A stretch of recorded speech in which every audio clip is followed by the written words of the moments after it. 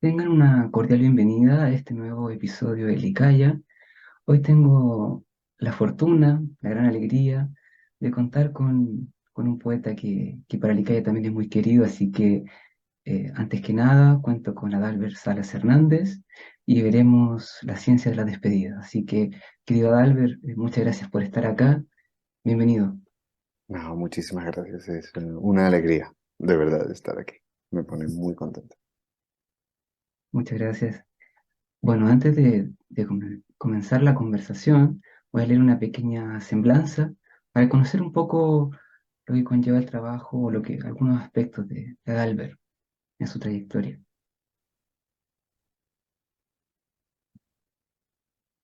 Adalbert Salas Hernández, Caracas, Venezuela, 1987. Entre otros, autor de los libros de poesía Salvoconducto, este con el 36º Premio de Poesía Arcipreste de Ita, editado por Pretextos en 2015. Traducido al alemán por Geraldine Gutiérrez Winken y Markus Rudolph como Aus dem Kopf durch die Nacht, y publicado por Parasitenpresse en 2021. La ciencia de las despedidas, editado por Pretextos 2018, traducido al inglés por Robin Myers como The Science of Departures, publicado por Kenin Edition en 2021 y finalista del National Translation Award in Poetry, y Nuevas Cartas Náuticas, editado por Pretextos 2022, traducido al italiano por Alessio Brandolini como Nuova Carte Nautiche y publicado por Edizione Figli d'Aquilone 2023, así como los volúmenes de prosa Clarice Lispector, El lugar de la poesía, en Riel Editores en 2019, 23 shots de Cir Ediciones 2021, Palabras sin dueño, variaciones sobre la traducción literaria, en Dirección de Literatura UNAM, Periódico de Poesía 2019, y Solario, Ediciones Aguadulce 2019, en 2023 en Pretextos, y Retrato del Traductor con Cabeza de Perro, en Libros de la Resistencia 2023.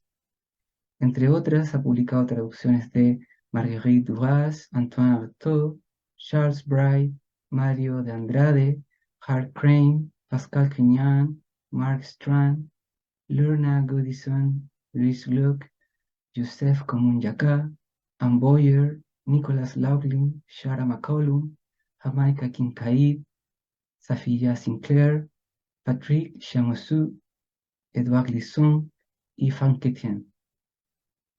Su trabajo poético ha sido reunido en las antologías Ai margini di un mondo sconosciuto, en edizione Fili d'Aquilone en 2018, traducción de Alessio Brandolini, y De ningún viaje se vuelve en Mantis Editores 2019, y Morir no es un arte, en ediciones Liliputienses 2023.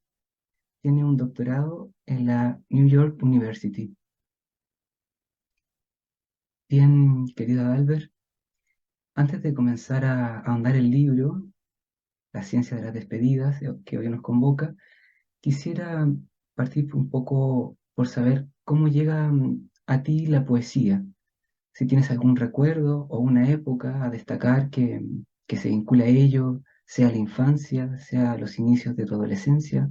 ¿Cómo fue aquello?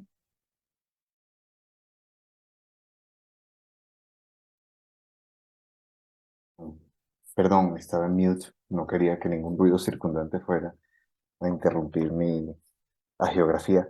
Entonces, eh, nada, no me doy cuenta. En fin, creo que la poesía llega a mi vida de un modo, eh, ¿cómo llamarlo? Oblicuo. O mejor dicho, el núcleo de lo que para mí es el sentir poético llega por una vía inesperada. ¿No? Eh, en la infancia, o en mi infancia, quiero resaltar dos hechos que creo que fueron determinantes. El primero es que en mi casa había tres tomos de unas enciclopedias muy grandes, como empastadas en falso cuero, ¿no? Con un aire como muy señorial. ¿Sí? Y estaban en la sala de la casa y eran como presencias muy contundentes. Eh, y a mí de niño me encantaba hojearlas, ¿sí? A los 4, 5 o 6 años. Eh, Incluso antes de aprender a leer, ya disfrutaba enormemente revisarlas. Recuerdo sacarlas de su anaquel con dificultad porque de verdad eran bastante voluminosas y hojearlas en el piso de la sala. Y lo hacía con fascinación, con, eh, como entregado a la sorpresa de qué encontraría luego, ¿no? Es decir, leía la enciclopedia, no con afán pues, enciclopédico, no para informarme, no para aprender, ¿no? Es decir, para mí ese dispositivo estaba despojado de cualquier finalidad didáctica. Para mí la enciclopedia era un catálogo de asombros. O sea, eh, muchas veces eso, leía con dificultad cuando ya había aprendido a leer, pero recuerdo hojearlo antes de aprender a leer solo para ver las fotografías qué sé yo, diagramas geológicos, de animales en su hábitat natural, de fenómenos meteorológicos, en fin, eh, vivía como encantado, porque tras cada página podía haber algo insólito. Y creo que ese sentimiento me ha acompañado toda la vida. Em, Tanto que de un tiempo a esta parte eh, he acudido un poco a la forma enciclopédica, al, a la, ¿cómo le llamaría? Al, al quehacer de quien compendia saberes insólitos, inesperados, eh, en mi propia escritura, ¿no? Como Isolario, por ejemplo, Nuevas Cartas Náuticas, que tienen un poco esto, ¿no? Este juego con el conocimiento, esta relación lúdica con, con el acto de compilar saberes. Ese es un, evento. Y el otro es que en mi casa se leía, no se leía así con mucho afán, ¿no? No con entrega, pero sí, tanto a mi madre como a mi padre les gustaba la lectura, les gusta la lectura, eh, y me animaban a leer. Y había algo que solía hacer mi padre cuando mi hermana y yo éramos pequeños, y era eh, algunos fines de semana o en días de fiesta. Nos quedábamos hasta la madrugada, bien entrada, o sea, 2, 3 de la mañana, leyendo Humor y Amor de Aquiles Nazoa. Aquiles Nazoa es un poeta venezolano maravilloso, eh, y Humor y Amor se titulaba su poesía completa. Y como su título lo indica, era un volumen repleto de ingenio, de agudeza, una cosa magnífica.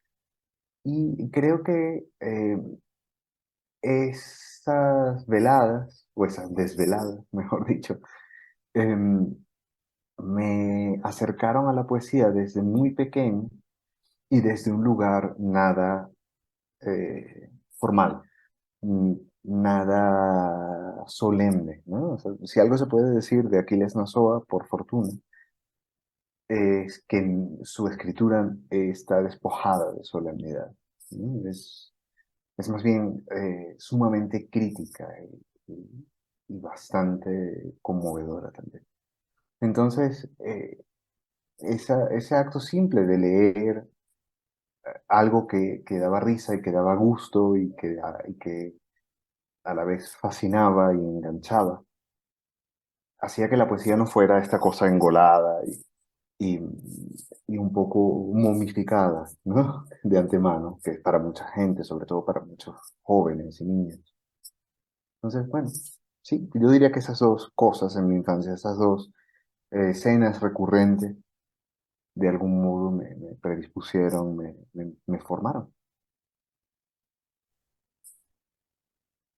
Y tomando justamente en cuenta lo que mencionas, estos dos eventos, de ahí a la actualidad, digamos, en ese trayecto, ¿cómo ha ido transformándose, si es que se ha transformado, cómo se han ido tomando matices de lo que es para ti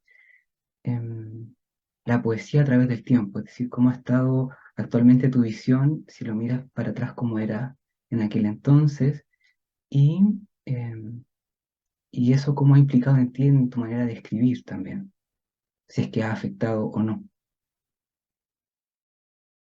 No, sí, sin duda, sin duda. Ha venido cambiando esta visión de la poesía. Em, Diría que, viéndolo en retrospectiva, creo que estuve buscando un poco, sin percatarme, autores que tuvieran una,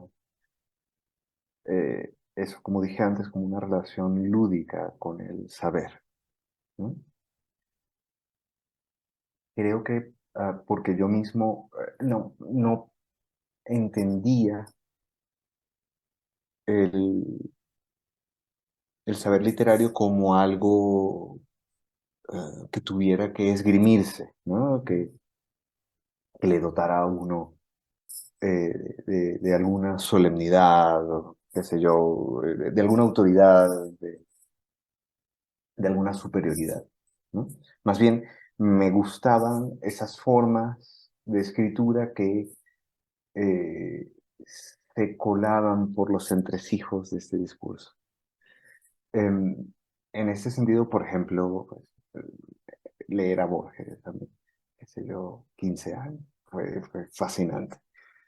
Fascinante justamente porque el amor por el saber en la escritura de Borges se transforma en eh, una tendencia a producir saberes apócrifos, a poner en relieve el componente, la médula ficcional de toda empresa de producción de saber. Y eso, bueno, a mí me, me voló la cabeza, ¿no? Me dejó calvo, o sea, ¿no? Fue increíble. Y claro, me doy cuenta de que mi escritura, eso a los 15, 16, 17 años, a los 17 porque empecé a tomármelo en serio. Escribía mucho, pero no no entendía esa práctica como algo que sería consecuente en el tiempo, ¿no? Y que me acompañaría siempre. Por más hacia los 17, de algún modo como que asumí inconscientemente que sí, que estaría haciendo esto siempre, publicara o no, fuera bueno o no. Bueno, a los 17 casi nadie es bueno, ¿no? Y nada, pues creo que más o menos por esa época también asumí que la escritura sería una forma de exposición, una manera de dejar un registro de un trabajo de introspección bastante, o quería yo que fuera bastante descarnado. Eh, y creo que esa creencia, esa especie de acto de fe, acompañó mis primeros libros, ¿no? Y de alguna manera los vertebró. La escritura como un intento por acercarse despiadadamente a uno mismo. Eh, Creo, sin embargo, que formalmente yo todavía estaba muy inscrito en ciertos códigos, como, bueno, como quizás no había opción, digamos, para mí en ese momento, ¿no? Como quizás era inevitable, porque era muy joven. Mm, A ver, publiqué mi primer libro a los 21 años y claro, es el libro de un veinteañero, o sea, de alguien que no ha terminado de pararse con los dos pies en la vida adulta. Entonces, ese libro y los siguientes, pues fueron eso, más bien eh, eh, proclives a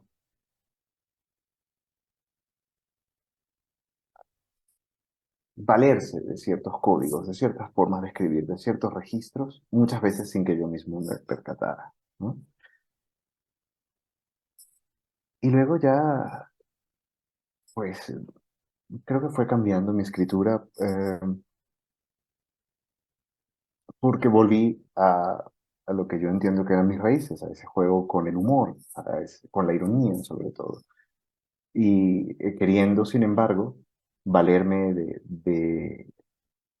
de eso como una manera de exponer y demostrar, ¿no? Una cierta obsesión con la violencia también entró allí en juego. eh, y creo que por aquel entonces fue que empecé a escribir Salvoconducto.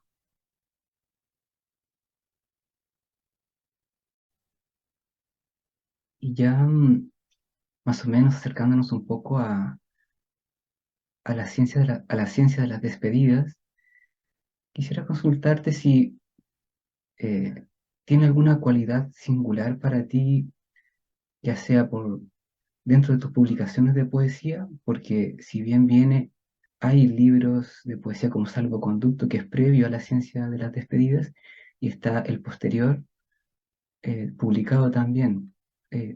¿Tú ves ahí alguna singularidad o ves más bien como una continuidad de algo?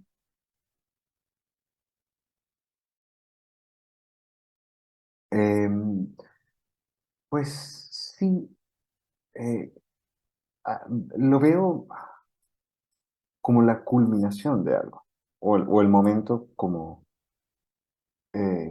en el que algo en mi escritura se consuma, ¿no? Siento que Salvoconducto inicia un proceso que llega a su culminación en la ciencia de las despedidas, qué loca. Eh, Me da la impresión de que mi pregunta por la violencia, por los efectos que la violencia tiene en nosotros como sujetos, por los efectos que tiene en la escritura cuando ésta trata de elaborar simbólicamente actos violentos, ¿no? Y cómo funciona también como una suerte de límite, de frontera para la propia escritura. Todo eso como que haya una respuesta más acabada en la ciencia de las despedidas. Eh, Igual se desarrolla en paralelo la ciencia de las despedidas con otra tendencia en mi escritura muy fuerte, que es eso que yo llamo traducciones envenenadas, ¿no? La de la transcreación, para usar un término de Haroldo de Campos, eh, porque, digamos, sale al mismo tiempo que A Love Supreme, que es, digamos, quizás el libro más hermoso que me hayan publicado jamás, y que me publicarán, y que es además de un ejercicio poético, una carta de amor al oficio de la traducción y un alegato a favor de las posibilidades de la traducción para hacer sentido y para producir belleza. Eh, entonces, siento que justamente entre estos dos libros hay una suerte de complicidad en la medida en que responden a dos poderosos intereses y a dos prácticas personales, pero em, cada uno a su manera, ¿no? Y cada uno de manera como contundente.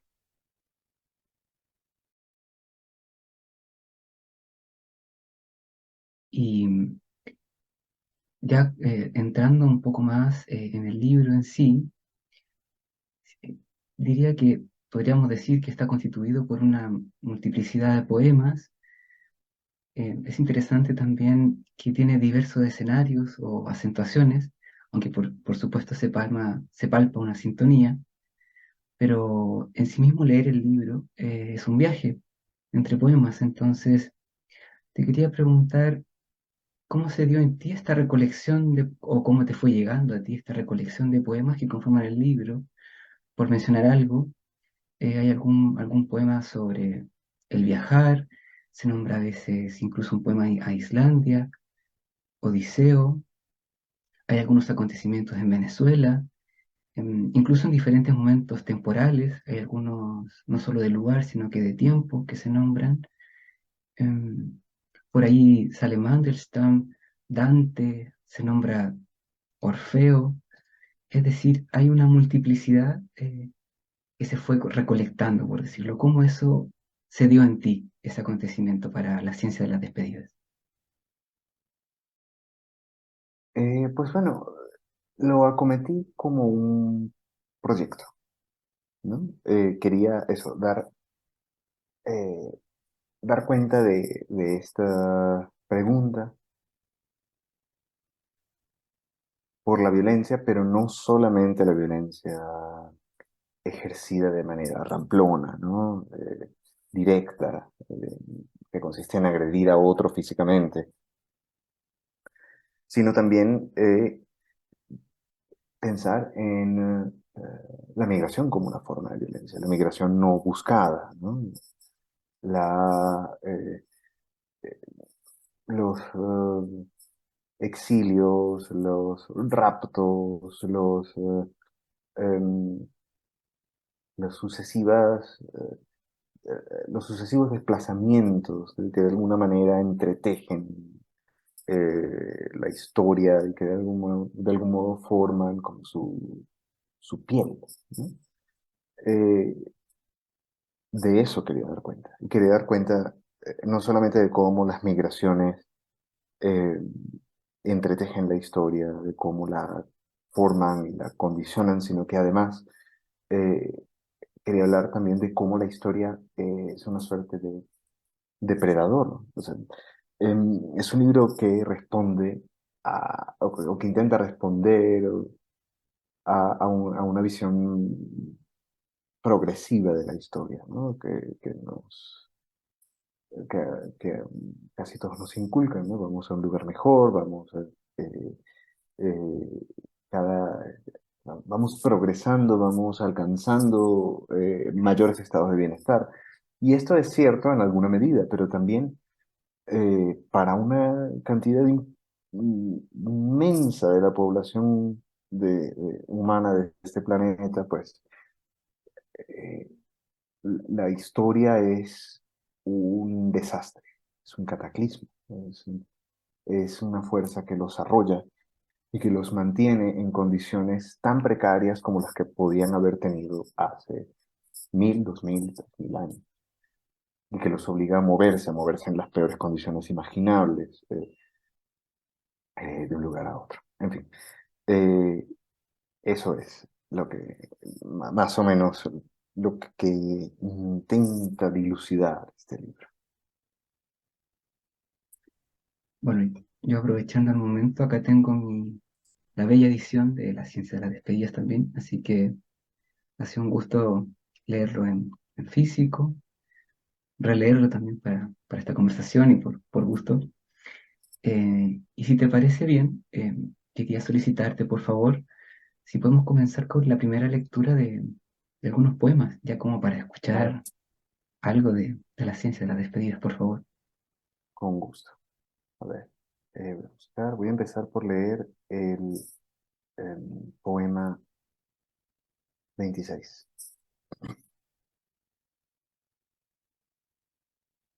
A todos nos daba miedo dormir bajo el mismo techo que mi madre.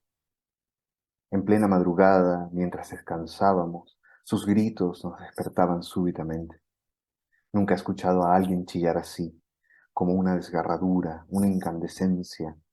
Sus cuerdas vocales se gastaban cada noche, amanecía ronca, con la voz porosa y agrietada.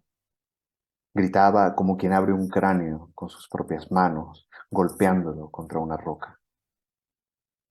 Pasaron algunos meses y a los gritos en blanco se sumaron las risas, los gruñidos, los pasos de baile. Ojos cerrados, gestos borrosos, mi madre arrugaba el rostro, mostraba los dientes con saña, sacudía el hocico o movía los brazos tratando de ahuyentar un pájaro de esos que solo vuelan del otro lado de la vigilia. Cuando reía, sus miembros se estiraban y contraían, tensos por el esfuerzo. Sus carcajadas eran una ventana rota. Permanecía en la cama el resto de la noche. Su cuerpo se estrechaba hasta volverse una figura diminuta, una formación geológica trabajada por años de espera callada. Recordaba a esas personas enterradas en Pompeya. Tenía el mismo deseo de hacerse piedra entre las piedras, la misma anatomía mineral. Pegado a su pecho, un puño cerrado. En su interior apretaba el nódulo que había crecido en el seno izquierdo de mi abuela, un corazón de utilería, un órgano de repuesto. Allí guardaba la tos sucia, las visitas al hospital, las pastillas, las noches en vela, todo sedimentado ahora bajo la piel calcificada del sueño.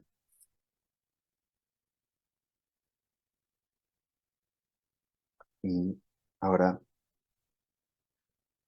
el poema 24. Guantes semitransparentes, pegajosos, bisturilla sin filo, mascarilla, bata blanca demasiado holgada. Tengo 15 años y estoy en el laboratorio, clase de biología, rodeado de pequeños animales en jarras de formol, modelos anatómicos hechos de plástico e instrumentos de precisión que nadie ha llegado a utilizar. Cada semana, un esqueleto colgante nos mira desde su esquina mientras nos esforzamos por comprender el secreto torpe y viscoso que guardan los cuerpos vivientes. Hoy tocó traer un corazón de res. Cargué toda la mañana con su peso negro, grasiento, encerrado en una en una hielera, para que no se pudriera. Lo he llevado a cuestas, paciente. Ahora está en la mesa, sobre una tabla de disección. No se estremece cuando lo abro, atravesando el tejido adiposo lo mejor que puedo, aguantando el olor denso que se pega a la garganta. Fibras elásticas, membranas, atrios y ventrículos, todo resistente al tacto, sitios donde crecía una flora áspera, tierra ansiosa y fría que no es patria de nadie. Por allí pasaba la sangre, llevando sus pertenencias, su contrabando de cemento a través de la válvula pulmonar para luego pasar por la aórtica que se estiraba en un mugido espeso. Un instrumento enorme, atroz, carne y grasa terca apretadas con furia, pliegue sobre pliegue justo como el mío, oculto en la oscuridad amniótica del pecho, entre los resortes, engranajes y cables gastados de la caja torácica, lejos del borde amargo de las cosas, pulsando como una de esas galaxias hundidas en la distancia cuya luz se erosiona y envejece antes de alcanzarnos. La única virtud de este aparato fue su ceguera. Aquí, en el purgatorio de la mesa, entre el cuerpo del que fue arrancado y el paraíso mudo de las lámparas halógenas, se encuentra expuesto, disminuido, ofreciendo a la vista los pasajes por los que corría la voz inarticulada que nos amamantó a todos alguna vez, la misma que nos dio de comer el limo ronco de la vida. Está quieto, sin retórica, puro andamio, lugar de paso. Supo que la distancia no se mide en metros, sino en desapariciones, que yo no es otro, que yo es ninguno, una serie de latidos amontonados, ruido y óxido, prosodia sin dueño. Gracias, querido Carlos, por tu lectura. Y ya escuchando estos primeros dos poemas, quisiera consultarte si consideras que algunos elementos de la ciencia de las despedidas, de alguna manera u otra, o si no, se conecta a poemas nuevos o inéditos que estés escribiendo. ¿Sientes que haya quedado algo en lo actual que hayas estado escribiendo o hace poco inédito? Pues sí, sí, sin duda. Eh, digamos, La ciencia de las despedidas es un libro donde cristaliza una cierta forma de escribir que, digamos, tiene mucho de narrativo, ¿no? Em, y que además echa a mano en numerosas ocasiones del monólogo lírico, ¿no? Crea personajes que van relatándose, ¿no? Y esto luego ha dado paso en mi trabajo más reciente e inédito a cosas eh, que van por esas vías. Por ejemplo, en, en el libro que hemos escrito, uno de los dos libros, mejor dicho, que hemos escrito a cuatro manos, Elisa Díaz Castelo, mi esposa, ¿no? Y yo, em, que se titula El libro de las transformaciones y que va a salir con pretextos. Eh, el libro entero está compuesto por monólogos líricos eh,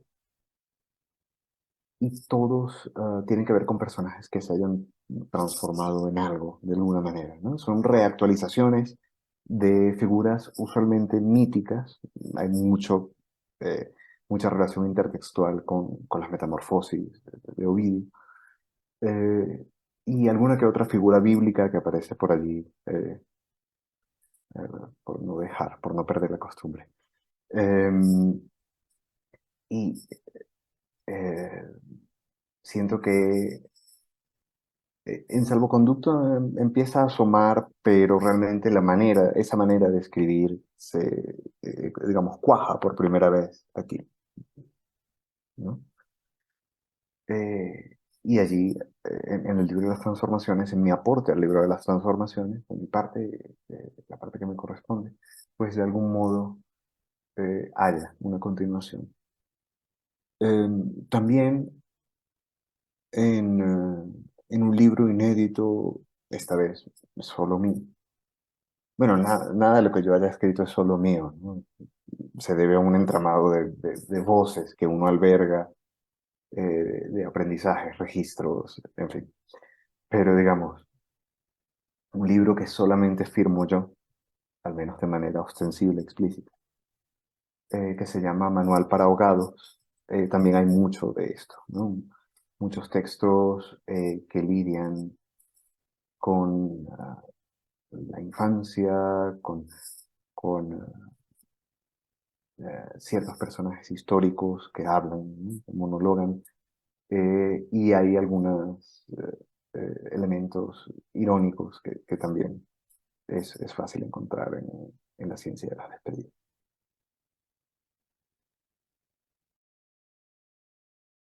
Y bueno, ahora a continuación, mientras preparaba esta conversación, fui anotando algunos elementos que quería que conversáramos un poco, y en especial dos ámbitos. Pero en el primero, te voy a leer algunos versos, algunas áreas que me llamaron la atención relacionadas a la descomposición y al lenguaje del cuerpo, que fui palpando en ciertos poemas o en bastantes, pero hay una presencia importante de estos puntos. Em, por ejemplo, hay versos que dicen las uñas cortadas, los dientes de leche, pellejos arrancados. Por ahí dice testamento amontonado del cuerpo. En otra, en otra sección, una cabeza mutilada del cuerpo. Ese rostro descarnado solo puede hablarles del sonido que hacen los gusanos al devorar la carne. Por ahí también aparece Lázaro que vuelve a la vida digamos, en un contexto actual, más o menos, por la información que sale, y sale la descomposición, la podredumbre, en cualidades físicas y dice el mapa de otro mundo, por ejemplo, entre, bueno, otros poemas que también se podrían mencionar. Em, ¿Qué podrías tú mencionar relevante sobre esto al momento de escribir la ciencia de las despedidas? Tanto la descomposición o como el lenguaje del cuerpo o aspectos biológicos también que se nombran, de funciones de los órganos o más o menos por ahí. Bueno, es todo parte de un esfuerzo por entender el cuerpo desde un lugar mucho menos eh, abstracto, ¿no? Es una reacción contra mi poética de otros tiempos, ¿no? El cuerpo siempre ha sido una de mis preocupaciones recurrentes en la poesía. Sin embargo, cuando estaba escribiendo La ciencia de las despedidas me percaté de que había mucho cuerpo, pero poca anatomía, ¿no? Y quise más bien sumergirme en las peculiaridades de esa anatomía, ¿no? No desde un punto de vista médico, sino ni con pretensiones ¿cómo llamarlo? Científicas de ninguna manera, sino más bien apropiándome de ese lenguaje, el lenguaje de la medicina muchas veces, o el lenguaje de la biología en otras, en fin, para eh, pensar el cuerpo en sus funciones, en su, en sus quehaceres constantes y silenciosos, ¿no? El cuerpo como una inmensa maquinaria que siente y que eh, existe siempre al borde de la descomposición, ¿no? Eh, el cuerpo como un campo de batalla contra la descomposición. Batalla perdida de antemano, pero que no por eso es menos impresionante y menos interesante. Y claro, me interesa mucho la descomposición bueno, por varias razones. La primera es porque en ella casi uno podría adivinar una suerte de biografía del cuerpo, ¿no? La descomposición funciona como, como un registro biográfico de quien se está descomponiendo, ¿no? Las formas de la descomposición. Eh, en cierta medida estaba tratando de escribir una poesía forense, ¿no? Adivinando hechos en, en esa dispersión, en esa disolución, en esa desintegración de la materia orgánica. Eh, y además, eh, tratando de establecer también un vínculo, a ver, que permitiera leer no solamente la historia del cuerpo desde la descomposición, sino la historia eh, de las sociedades, ¿no? Pensándolo así en macro, desde sus desechos, desde su peculiar descomposición. Digamos, la basura que generamos también, pues, digamos, es nuestra crónica más fiel, realmente, ¿no? Lo que desechamos nos delata. Dice cosas de nosotros que nosotros mismos no estamos dispuestos a admitir. Entonces, eso, de alguna manera, la ciencia de las despedidas responde a eso, o intenta responder a eso.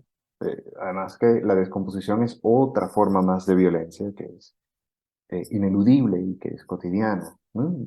Nos olvidamos a menudo, o sea, tenemos un concepto más o menos concreto del envejecimiento, lo podemos notar, podemos medirlo, ¿no? Pero bueno, eh, a diario miles de células en nuestro cuerpo mueren, ¿no? Y millones y millones de células están luchando para no morir, ¿no? En un cuerpo sano. Un cuerpo sano es un cuerpo en desgaste, de todos modos, ¿no? Nunca estático. Y eso también me resulta, pues, sí, para usar otra vez, fascinante. Es algo que capta mi atención y no la suelto. Y ya justamente tomando lo que mencionas, pasando al otro ámbito, que digamos que un poco lo has mencionado anteriormente, pero me interesa verlo como un poco más puntual y con una pequeña, digamos, con un abordaje que lo acompaña, es sobre la violencia y sobre los horrores, porque me parecía que apuntar acá importante, que hay poemas que, por ejemplo, hablan sobre asesinatos, incluso en algún momento un niño muerto es quien va relatando cierto poema, como en algún momento cuenta, deja de sentir los golpes que recibía por ser tan reiterativos los golpes. Hay un asesinato en un barco en el siglo XVIII, más o menos, de un par de esclavos en una tripulación.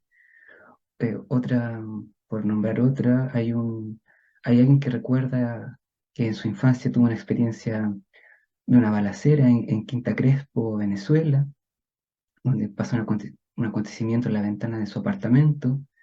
Aquí también se salta, por ejemplo, a unos arqueólogos en Kenia, donde se encuentran unos 27 cuerpos de una data bien antigua, con daños, con traumatismos.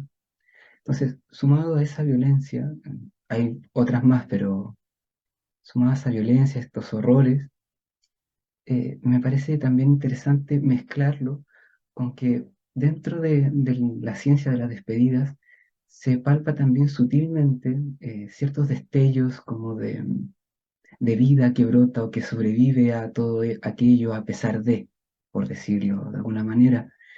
Solo para decir una pequeña cita, por ejemplo, está uno que habla casi al final del libro de Pompeya y ahí dice, este lugar no está vacío, dice, sus grietas y túneles están llenos de una vida minúscula, sin títulos ni monumentos, dice, lombrices, grillos y sigue un poco más. De entre los escombros, que también la palabra escombros se reitera entre paréntesis en algunos poemas. Y, y uno en particular que también quisiera nombrar, pero no tanto, para dejar el espacio, es uno que está dedicado a una hija y dice que para que contigo duerman todas las balas perdidas del mundo y por quienes no pueden descansar, y sigue, o el terror que pasa a tu lado apenas como un murmullo, por citar apenas unos versos. Entonces, me parecía muy interesante conversar contigo de que, claro, está esta crudeza, esta violencia, pero me pareció sumamente significativo esa sutileza con que de alguna manera se va palpando esta vida que va como en granitos o como en astillas, sobreviviendo o reponiéndose o brotando a pesar de todas esas cosas. Ese ámbito, ¿cómo fue para ti? ¿Cómo se fue dando estas cosas, estas dos cosas? Bueno, eh, pensando, ¿no? En estos hechos enmarcados dentro de la historia con H mayúscula, ¿no? Por ejemplo, la balacera en Quinta Crespo está enmarcada en un intento de golpe de Estado, que por cierto está basado en hechos reales. Es decir, es un recuerdo de infancia mío, elaborado, reelaborado, pero sí, es uno también de mis recuerdos más tempranos, ¿no? Y luego cuando uno se pone a pensar, bueno, ¿cómo uno no termina escribiendo sobre estas cosas si uno de los recuerdos de infancia eh, más antiguos, cuando uno hace arqueología personal, corresponde al sonido de los disparos durante un golpe de Estado, ¿no? Eh, bueno, pensando en estos sucesos, ¿no? Poemas vinculados a eh, la trata esclavista, poemas vinculados a eso, golpes de Estado, a poemas vinculados a la violencia durante la Segunda Guerra Mundial, que hay dos en el libro, eh, en fin, etcétera. Eh, Me pregunto luego, bueno, eh, ¿qué pasa con la historia que no solamente está escrita con H minúscula, sino que es tan diminuta que no pensamos en ella, ¿no? Y la vida que pulula y que se mantiene a pesar de todos los cataclismos que los seres humanos nos empeñamos en producir, ¿no? La vida de los insectos, la vida de las bacterias, la vida de los hongos, la vida de los, además de los agentes que nosotros asociamos con la descomposición. Una casa que tiene hormigas es una casa que está enferma, en nuestro imaginario, ¿no? O que tiene alimañas, hongos, musgo, son seres vivos que pertenecen al imaginario de la disolución. Sin embargo, son algunas de las formas de vida más tenaces de este planeta, sin las cuales nosotros no seríamos posibles. O sea, a menudo escuchamos eso, si las abejas se extinguen, pues nosotros seguimos, ¿no? Las seguimos en ese camino de desaparición. Pero hay numerosísimas especies animales y vegetales que solemos interpretar como peligrosas, como ominosas incluso, ¿no? Como presencias siniestras en el ámbito doméstico o civilizado, pero sin las cuales nosotros como especie difícilmente sobreviviríamos. Entonces, vaya, eso. Eh, a menudo pensamos, bueno, Pompeya, la erupción volcánica, los cadáveres, en fin, pero todo muy impresionante, muy extrañamente hermoso. Eh, eh, pero, ¿qué pasa con todas esas formas de vida que siguen allí? Con historias que duran horas, que duran días apenas o semanas, ¿no? Eso también cuenta, eso también nos condiciona, eso también nos forma, aunque no queramos verlo, ¿no? Y bueno, por eso eh, esa mirada, ¿no? En el libro. Y también algo más, vinculándolo a la pregunta anterior sobre la descomposición, y es que, a ver, la, la, la muerte, en el sentido más banal del término, es un invento humano. O sea, la muerte es la no continuación de nuestra subjetividad. Pero digamos, cada cuerpo humano es un ecosistema. No somos nosotros los únicos que estamos aquí, ¿no? Sino que somos el hábitat de millones de bacterias que son necesarias para que nuestro cuerpo no decaiga, de hecho, ¿no? Pero que son son otros seres vivos, ¿no? Solo que viven en nosotros, ¿no? Una vez que cesemos de estar vivos, eh, nuestro cuerpo va a ser el hábitat de muchos seres vivos más, ¿no? O sea, no quiero ponerme como el ciclo de la vida en el Rey León, nada, nada por el estilo. Una cosa que me fascina realmente del cuerpo humano es que, bien, cesa la subjetividad, pero el cuerpo sigue siendo espacio de vida, solo que formas de vida que a nosotros pues, nos suelen producir repelús.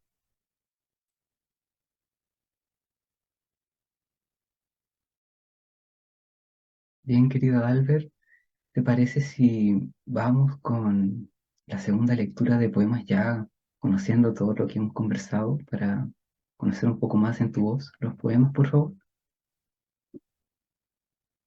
Sí, sí, de hecho, habíamos hablado de algunos poemas, pero se me ocurrió hacer un cambio de última hora.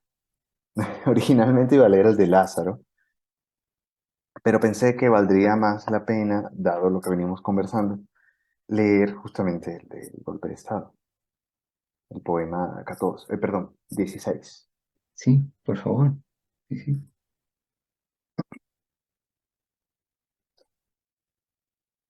El ruido de los aviones al pasar golpea la frente del edificio. Estoy sentado viendo a Bugs Bunny convencer a un cazador de que no es un conejo. El aire es pálido a las 9 de la mañana, fino como una hostia. Mis 4 años caben con todo su peso en el mueble que está frente a la tele. Cuando los aviones atraviesan el cielo, rayándolo, todo se sacude contagiado por el mismo temblor, como si de pronto las cosas hubieran decidido exponer sus entrañas. La geografía de lo cotidiano había sido sumisa, sin aparecidos ni prodigios. Nadie nos prestaba sus milagros y no teníamos lo suficiente para pagar uno. Pero esa mañana unos aviones demolieron la barrera del sonido justo sobre mi cabeza, sobre mi pelo enmarañado y somnoliento. La mandíbula del cielo se dislocaba y dejaba caer un llamado áspero, una sola palabra toda hecha de piedras. Ya no había nada en la pantalla, solo unas barras de colores y un pitido insistente que parecía querer perforarme el oído.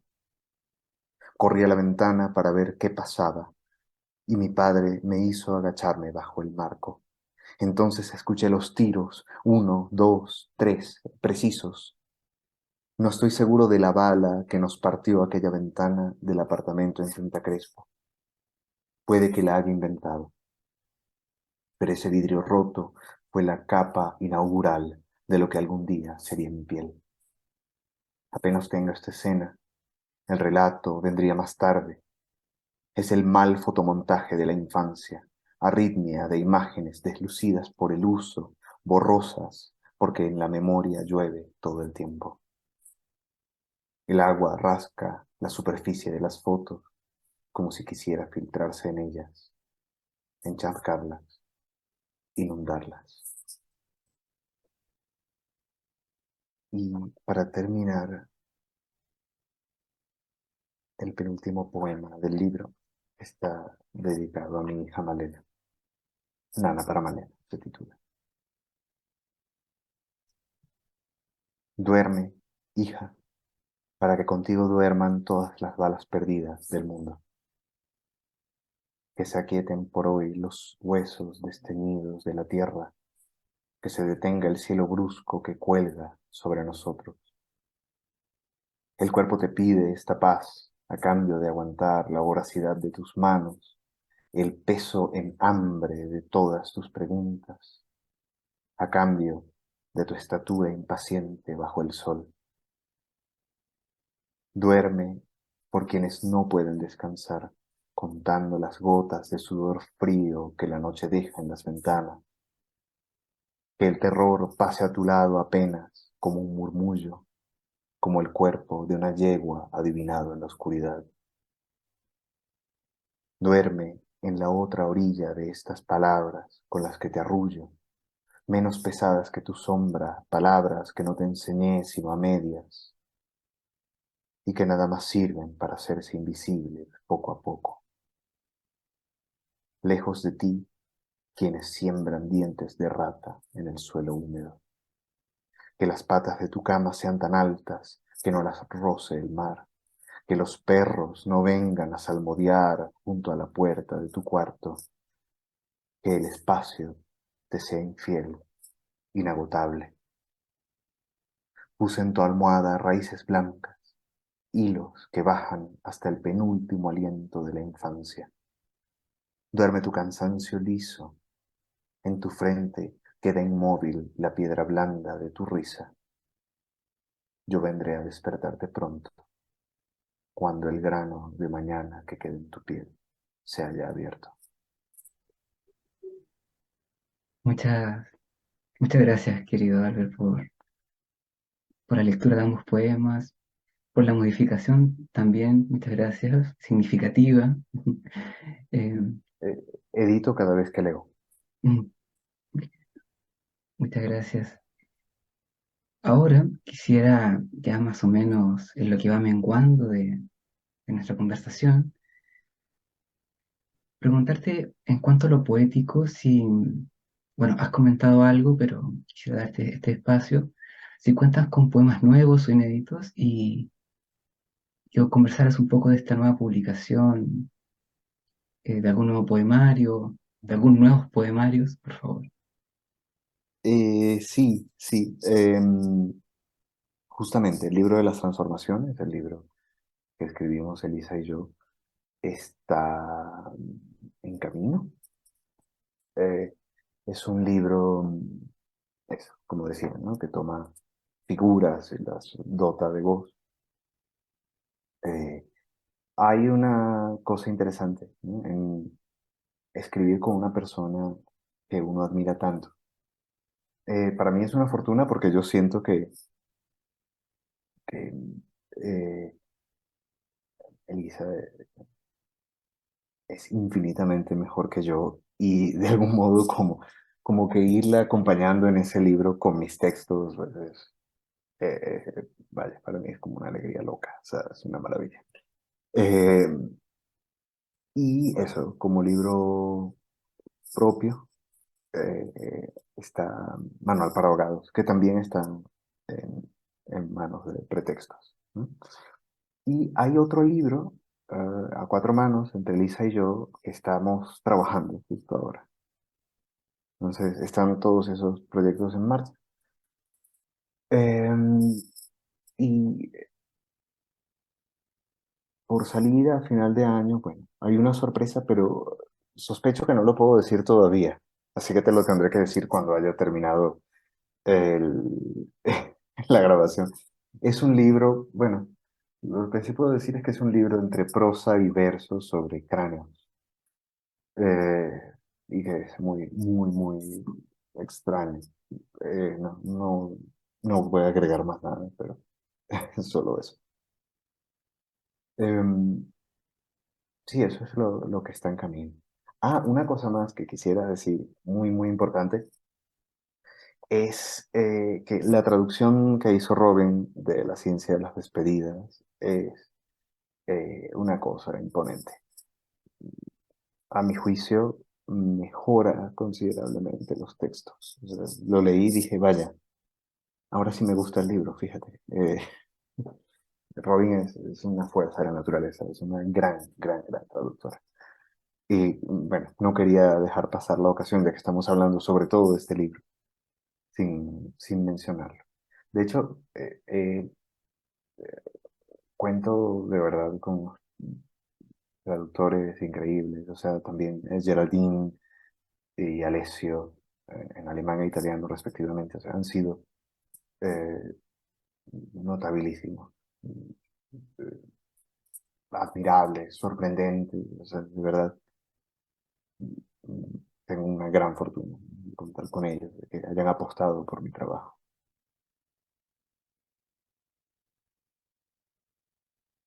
Bueno, antes de seguir, voy a sumarme un poco a tus palabras, querido Albert.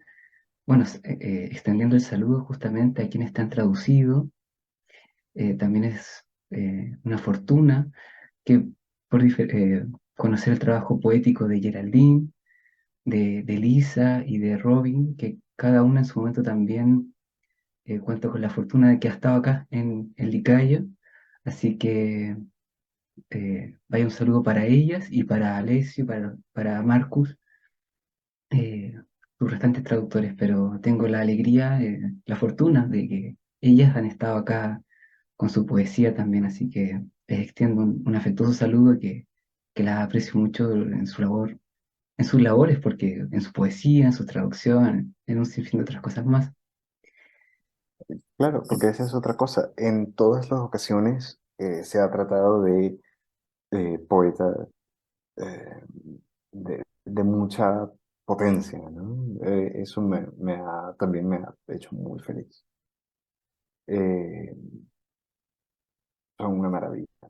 Son, eso, Geraldine, Robin, Marcus, Alessio, tanto en su escritura propia como en su escritura propia ajena, son tremendos.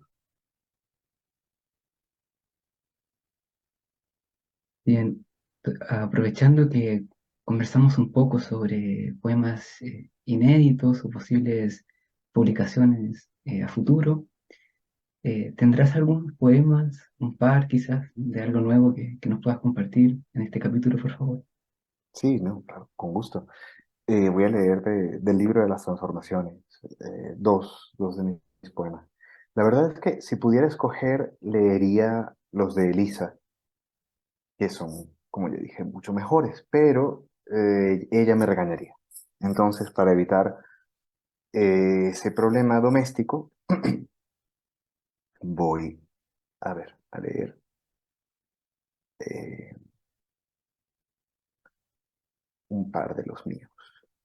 El primero, hablando de la recurrencia de la figura de Orfeo, ¿no? Tomo de nuevo el mito de Orfeo y Eurídice, y así se titula, ¿no? Lleva horas frente a la ventana, observando muy quieta, como quien levanta la mirada desde el fondo de una caverna. Afuera no hay nada. La claridad encandila el vidrio, lo tapia de luz como si el día fuera un lento deslave. Ya casi nadie la visita. Antes solía venir aquel muchacho desgarbado, que al caminar parecía estar a punto de desarmarse. Nadie sabía si era su familiar o quizás el hijo de un amigo. Se sentaba frente a ella y acariciaba su pelo cano. Le tocaba suavemente las arrugas del rostro, como leyendo un texto en braille o descifrando una sentencia tallada en caracteres desconocidos, una condena a la blandura. Le susurraba canciones en voz baja, casi subterránea. Nadie más podía escucharla. Pero de pronto dejó de aparecer. Luego, en la página de sucesos del periódico, un día cualquiera salió la noticia, un secuestro que salió mal, un tiroteo. Al muchacho lo ejecutaron y picaron en trozos. La cabeza terminó en el guaire, flotando inexplicable, con la lengua afuera. Pero ella no se enteró. Sigue sentándose en el mismo lugar, el rostro impasible, girado hacia la ventana, la boca desdentada de una caverna. En su silla va olvidando cada gesto, como se va comiendo un pan de a poco, la memoria que no leva, que va desapareciendo bocado a bocado hasta que solo queda la miga de las voces, de los rostros. Cuando anochece, un enfermero flaco con zapatos de goma y ademanes nerviosos la lleva a su habitación. Y el segundo es la esposa de Lot. Soy la esposa de Lot, no tengo otro nombre. Mi lengua de sal se deshace mientras miro hacia atrás, a través de la ciudad en llamas, hacia todas las otras ciudades en llamas, tragadas por un fuego idéntico a sí mismo. Mi lengua de sal se deshace grano a grano. Recuerdo de un océano que está en ninguna parte, que deshace y no dice que más allá de la ciudad en llamas no hay agua ni la garganta áspera de un pozo, solo más edificios y más calles y más muros y el fuego, siempre el fuego. La sal es lo que queda de la luz cuando se ha cansado.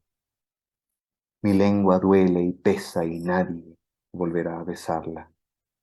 La primera vez que besé a alguien fue junto al mar y había salitre en su boca, como ahora entiendo que hay salitre en la memoria, por todas partes, salitre encandilado por un fulgor como de hoguera. El pasado es una ciudad en llamas que no termina de arder, y yo he sido la escogida, no mi esposo, para dar testimonio por los justos.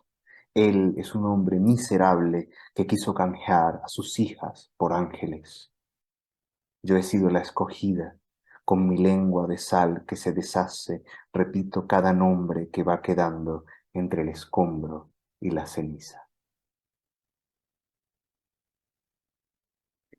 Muchas gracias, querido Abel, por tu lectura de estos poemas pronto a publicarse del libro de las transformaciones. Así que yo encantado voy a estar muy atento también a aquella publicación, que va a ser este año, ¿no? Si no... Ah, no sabemos. Los tiempos editoriales están, digamos, sometidos a muchas variables, ¿no? Mm, Pero en principio sí, vamos a ver. ya. Muy bien, entonces ya para estar cerrando este capítulo, solamente quisiera consultarte si dentro de lo pronto tendrás algunas actividades que quieras compartir, alguna información, algún trabajo que estés realizando, alguna labor o algunas Eh, palabras que quieras para cerrar este momento. wow, actividades, pues, no, no, justo ahora no se me ocurre nada. O sea, sé que tengo, pero soy espantoso a la hora de llevar la agenda mentalmente. Entonces, vienen actividades, vienen traducciones, eh, viene la presentación vienen un par de presentaciones de la antología de Mantis que salió en el 2019, pero todavía eh, da mucho de sí. De el libro de ensayos, ¿no? El retrato del traductor con cabeza de perro, eh, también está en camino y bueno, varias cosas interesantes más por ahí. Y nada, pues nada. Gracias. O sea, qué maravilla esto. De verdad, qué belleza este espacio eh, que está simultáneamente en dos países y, y en dos tiempos. Y que sin embargo, pues, nos permite habitarlo un rato.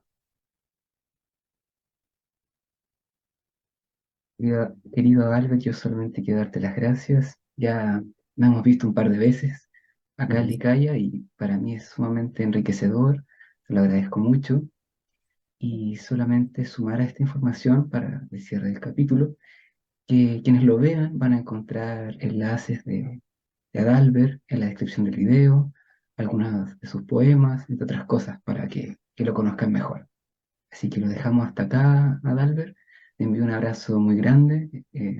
Nos seguimos viendo, al menos Así es, nos desde seguimos acá. viendo.